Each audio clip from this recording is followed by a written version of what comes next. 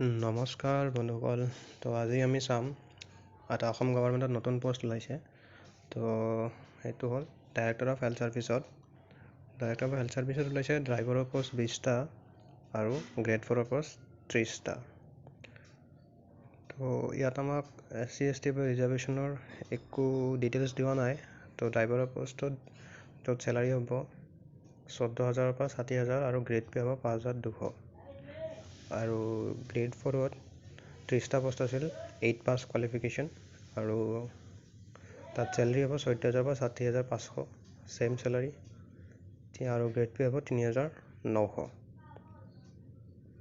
আৰু ইয়াত দিয়া আছে পষ্টিং হ'ল চাউথ চালমাৰা, মাংকাচাৰ, মাজুলী, চৰাইদেউ, হোজাই আৰু বিশ্বনাথ এইকেইটা জিলাত পষ্টিং হ'ব।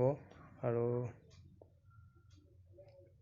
এইটো অনলাইন ফৰ্ম ষ্টাৰ্ট হ'ব 7 ডিচেম্বৰৰ পৰা 16 ডিচেম্বৰৰ ভিতৰত, আৰু আপোনালোকে অফলাইনো দিব পাৰে।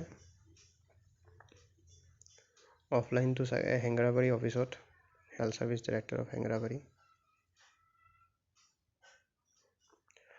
আৰু ইয়াত আপোনালোকে কি জমা দিব লাগে তাৰ কথা কোৱা হৈছে। 2 কপি ফটো যিটো ৰিচেণ্ট, আৰু birth certificate, class 8 pass certificate, caste certificate, permanent resident certificate domicile certificate if any যদি আপোনালোকৰ আছে তে দিব পাৰে, দুটাৰ ভিতৰত এটা যিকোনো। Person with disability certificate, employment exchange registration certificate, EWS যদি EWS ছেকশ্যন পৰে তেনে EWS চাৰ্টিফিকেট জমা কৰিব পাৰে, আৰু এটা ড্ৰাইভিং লাইচেঞ্চ যদি আপুনি ড্ৰাইভাৰৰ কাৰণে এপ্লাই কৰে। আৰু এইটো 7 ডিচেম্বৰৰ পৰা ষ্টাৰ্ট হ'ব।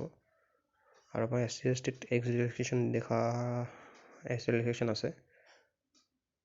OBC কাৰণে 3 বছৰ, আৰু ST প্লেনছ আৰু ST হিলছৰ কাৰণে আৰু SC কাৰণে 5 বছৰ। ধন্যবাদ। আৰু এইটো এপ্লাই কৰিব, ভাল পোষ্ট হয় যোন দিব খোজে।